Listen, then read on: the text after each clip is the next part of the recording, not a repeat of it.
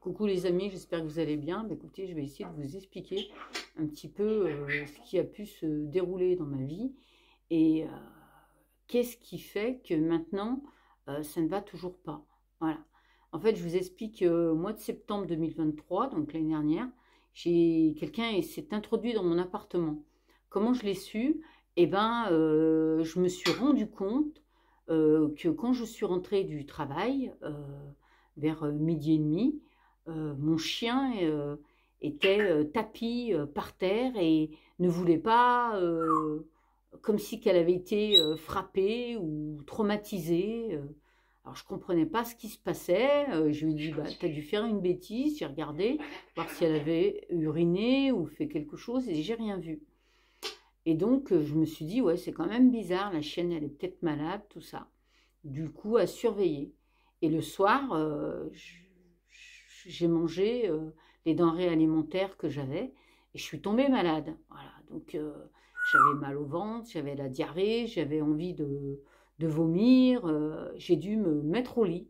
Voilà, j'étais vraiment fatiguée, fatiguée. Et quand j'ai ressenti tout ça, j'ai dit c'est quand même bizarre et tout, il se passe quelque chose. J'ai l'impression que j'ai été empoisonnée alors que j'avais mangé à mon domicile. Donc, à ce moment-là, il faut quand même que vous sachiez que dans mon ancien appartement, j'avais une trappe qui, par les combles, pouvait accéder à mon appartement. Donc, on m'a toujours dit que cette trappe, elle s'ouvrait que dans mon sens, enfin dans le sens si moi je voulais monter, mais que les autres, que personne ne pouvait descendre des combles. Voilà ce qu'on me disait, alors que c'était totalement faux. Mais moi, je l'ignorais. Donc, ça veut dire que pendant toute cette période, les personnes, elles pouvaient passer par le grenier, hein, puis venir dans mon appartement. Voilà. Donc moi, j'étais loin de m'imaginer effectivement que j'avais des intrusions dans mon appartement. Mais ce jour-là, donc, je me suis rendu compte qu'effectivement, quelqu'un est rentré chez moi, de part parce que j'ai compris que j'avais été empoisonnée. Et du coup, j'ai changé mon barillet. Voilà. Non, en fait, je venais de le changer. Peut-être 3 semaines, 3 semaines avant, je venais de le changer. Et bon, bah, j'ai été voir les gendarmes. Puis c'est vrai que la grossière erreur que j'ai faite, c'est de ne pas avoir regardé précisément ce barillet parce qu'il avait des traces où on voyait qu'il avait été crocheté. Du coup, et que ma poignée, les vis de ma poignée avaient été déformées, donc ce qui montre bien que, apparemment, pour rentrer, ils étaient restés un certain temps, puis qu'ils avaient été obligés de... Ou alors, eh ben, voilà, ils sont peut-être rentrés par la trappe et on fait croire que ils étaient rentrés par la serrure. Je ne sais pas en fait. Parce que moi, à cette époque-là, j'allais travailler. Quand j'allais travailler, je laissais mes clés d'appartement dans la voiture. Et comme on pouvait passer par la trappe, parce que voilà, on pouvait très bien récupérer le double de ma voiture pour récupérer les clés de chez moi. Donc l'histoire, elle se poursuit. Je vais voir les gendarmes et les gendarmes me demandent si j'ai vu des traces d'effraction. Je leur dis non. Donc suite à ça, bon ben voilà, ils prennent ma déposition, tout ça. Ils me demandent si euh, je pense à quelqu'un et là je leur dis bah non. À ce moment-là, j'avais personne à accuser ou j'avais personne en tête. Donc quand je rentre chez moi, il me pose aussi la question me disant vous avez vu des traces sur votre barillet, tout ça. J'ai dit bah non, j'ai même pas regardé en fait, mais je pense pas, enfin j'ai rien vu de spécial. Oui, bah comment on peut rentrer chez vous si vous avez rien vu, enfin voilà, il se moquait un peu de moi. Enfin, bon. Après, ce qui s'est passé, c'est que j'ai une amie qui a fortement insisté parce que justement, j'ai bricolé un vieux portable et je suis passée par l'application Alfred Caméra. Et quand je suis passée par l'application, j'ai une amie qui m'a dit bah, écoute, ce que tu devrais faire, c'est mets ton Alfred Caméra au niveau du portable, au niveau du Judas, pardon. Donc c'est ce que j'ai fait. Et c'est là où, un mois après, j'ai vu une femme arriver devant ma porte avec 2 caisses à outils. Donc cette femme ressemblait étrangement à ma sœur. Donc j'en suis restée bouche bée. J'ai téléphoné à la gendarmerie, qui bien sûr ne m'a pas répondu. Donc j'ai téléphoné à un ami qui a été voir devant ma porte et apparemment il n'y avait rien. Donc sur ce, moi je me suis demandé ce qui arrivait. Pourquoi ma sœur, parce que pour moi, ben voilà, c'était ma sœur, pourquoi ma sœur venait devant chez moi, voulait s'introduire. Donc pour moi, j'étais persuadée que c'était elle, hein. Alors du coup, euh,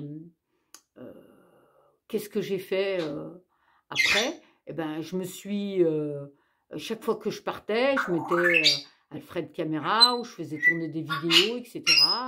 Et malgré tout ça, je me rendais compte qu'il y avait quand même du passage chez moi, que mon logement était intrusé.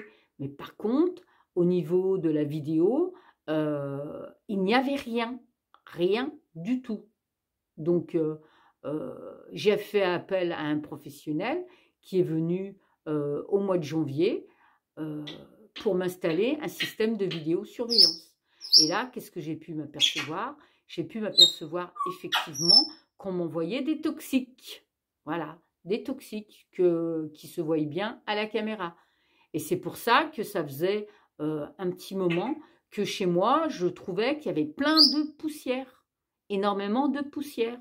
Et je ne comprenais pas d'où ça venait, cette poussière. Et quand j'ai vu à la caméra qu'on venait de m'installer, qu'on m'envoyait des toxiques, j'ai compris qu'effectivement, on essayait, par ce biais, de m'empoisonner. Donc, qu'est-ce que j'ai pu faire? Eh ben, je me suis rendue à la gendarmerie. Les gendarmes, effectivement, parce que à ce moment-là, en même temps, ils m'envoyaient des odeurs par la VMC, des odeurs par... c'était des odeurs qui étaient horribles chez moi. Donc, j'étais sans arrêt harcelée, que ce soit par des odeurs ou par des gens qui viennent frapper à ma porte la nuit, en pleine nuit, etc. Dès que j'allais ouvrir, il n'y avait personne. C'était vraiment fatigant. À partir, on va dire, du 5 janvier, hein, jusqu'à ce que je parte, mon logement a été intrusé tous les jours quasiment. Alors que j'ai changé de barillet et moi, j'étais loin de me douter que ça passait par cette trappe. Voilà. Donc maintenant, j'ai vendu mon appartement, je suis partie, je suis chez ma mère. Mais ce que j'ai oublié de vous dire, c'est que quand ils sont rentrés chez moi, au mois de septembre, ils ont pris la clé de chez ma mère. Je vous l'avais signifié plusieurs fois à la gendarmerie, mais ce détail n'a pas été pris dans mon procès, dans mes plaintes. Donc, toutes mes plaintes, aucune n'a abouti, bien sûr.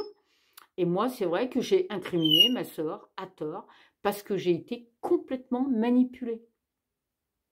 Donc, sur ce, ils ont récupéré la clé de chez maman, qui a 85 ans.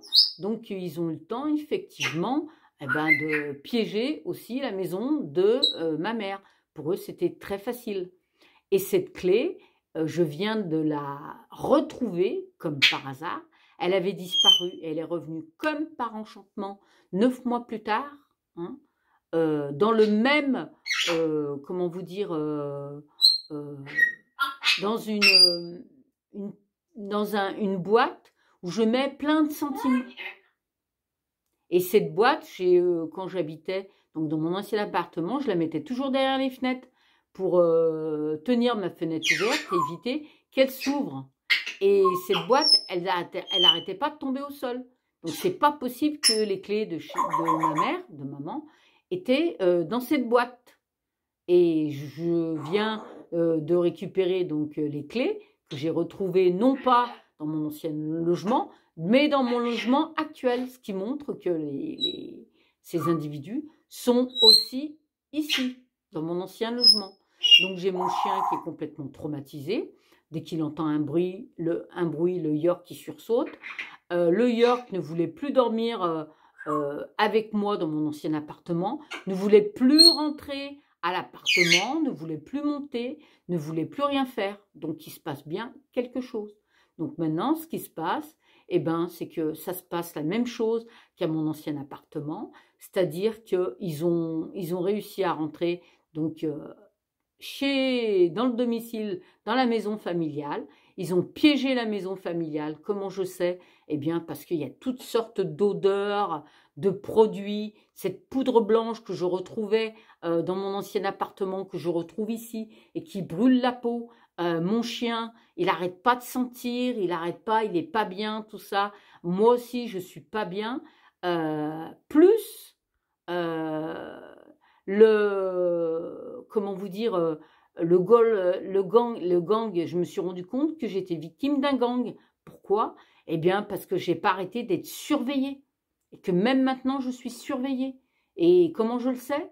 Eh bien, parce que on m'interpelle dans la rue, une fois, deux fois, puis on vous demande votre chemin, puis après, on vous dit bon courage, madame. Alors, une fois, deux fois, trois fois dans la même journée, ça fait un peu beaucoup. Quand je me baladais, par exemple, dans les rues, dans une ville. Quand je sortais avec mon chien, même ici, je me rendais compte que je voyais toujours des gens, toujours les mêmes, avec un chien ou avec un vélo, des gens qui me surveillent, etc. Donc, je sais, mes vêtements sont souillés, mes draps sont souillés, ça me brûle la peau. Euh, voilà, ma vie est très compliquée, est devenue très, très compliquée. Donc j'ai mes vidéos, j'ai été voir les gendarmes qui ont détourné, qui m'ont dit « Oh, mais allez voir un gourou, allez, Madame Di Lorenzo, déménager. » Ben, j'ai déménagé, hein, et c'est la même chose. Mais sauf que là, j'ai plus la caméra. Donc je peux plus prendre... j'ai plus de preuves comme quoi on m'empoisonne. Hein. Et les vidéos que j'ai où on voit qu'on jette des fluides sur moi, on n'a pas voulu me les prendre. Hein. Si les gendarmes, ils les ont pris entre eux, ils ont rigolé, ils se les ont passés, et voilà, ça s'est arrêté là. Donc qu'est-ce qu'il faut faire, hein? Donc toute ma famille, personne ne me croit dans la famille, hein. Ils disent que je suis traumatisée parce que j'ai certainement été persécutée dans mon ancien logement, mais que ici tout va bien, je suis entourée. Ah oui, je suis vachement entourée. Je vois que ma mère de 85 ans. Hein, voilà. Voilà ma situation. Donc, c'est très, très compliqué. Voilà.